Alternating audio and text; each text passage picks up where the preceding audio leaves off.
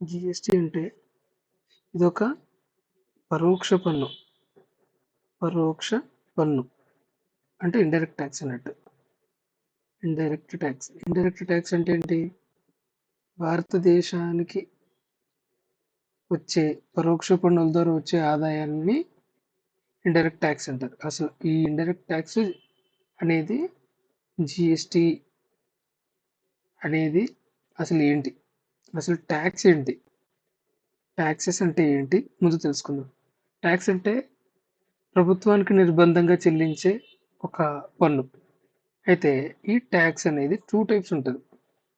ఒకటి direct tax అంటే ప్రత్యక్ష పన్ను. రెండోది ఇండైరెక్ట్ ట్యాక్స్ పరోక్ష పన్ను. అసలు ఈ ప్రత్యక్ష పన్ను అంటే ఏంటి? ఒక వ్యక్తి మీద తొలి భారం అండ్ తుది భారం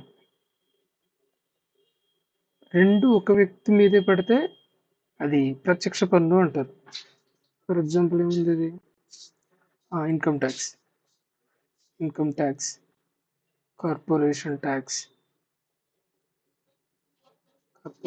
tax and gift tax. These are the examples of direct tax. Okay. పరోక్ష పన్నులు అంటే ఏంటి? తొలి భారం ఒక వ్యక్తి మీద, తుది భారం వేరే వ్యక్తి మీద పడేది ఇండైరెక్ట్ ట్యాక్స్ అనమాట. ఫర్ ఎగ్జాంపుల్ ఒక కంపెనీ ఉంది. ఒక కంపెనీ కూడా ఒక సోప్ తయారు చేశాడు. ఆ సోప్కి ఈయన పే చేస్తాడు. ఈయన పే చేసిన ఈ ట్యాక్స్ని ఫైనల్గా ఎవరైతే కన్జ్యూమర్ ఉంటారో, ఎవరైతే కొనుక్కుంటారో వినియోగదారుడు, ఆయన మీదకి బదలాయిస్తాడు. అంటే తొలి భారం ఇక్కడ, తుది భారం ఈ వ్యక్తి మీద పడింది. దీన్ని ఇండైరెక్ట్ ట్యాక్స్ అంటారు అనమాట. ఎగ్జాంపుల్ ఈ జిఎస్టి. ఓకే. ఇప్పుడు ఈ జిఎస్టి అనేది ఎప్పుడు స్టార్ట్ అయింది? 2017 జూలై 1 నుంచి అమల్లోకి వచ్చింది.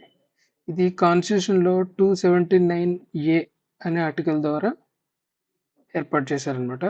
ఇదొక రాజ్యాంగబద్ధ సంస్థ. అయితే ఈ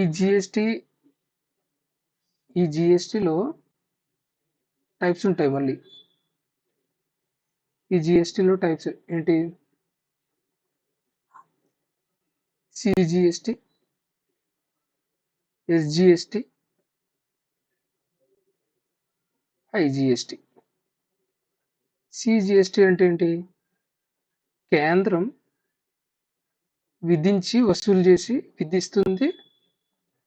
వసూలు చేస్తుంది అండ్ కేంద్ర రాష్ట్రాల మధ్య పంచుకుంటుంది. ఎవరు?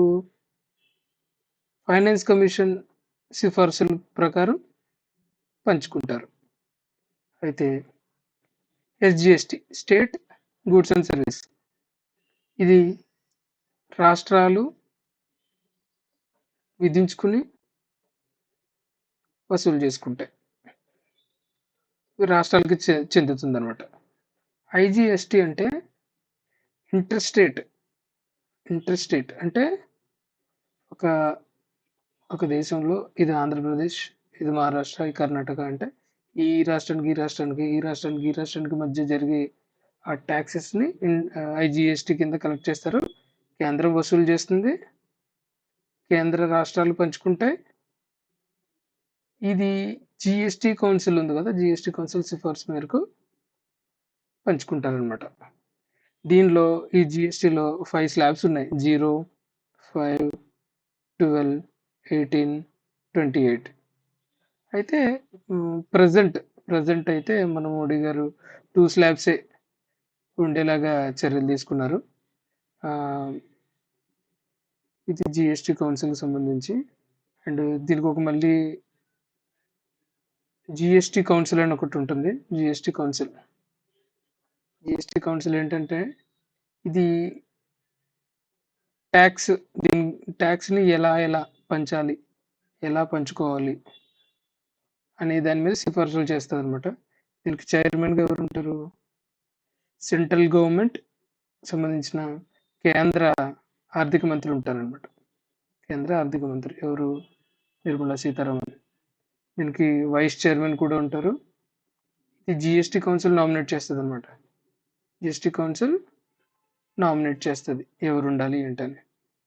దీంట్లో సిబిఐసికి సంబంధించిన చైర్మన్ కూడా ప్రత్యేక ఆహ్వానితుడుగా ఉంటాడు.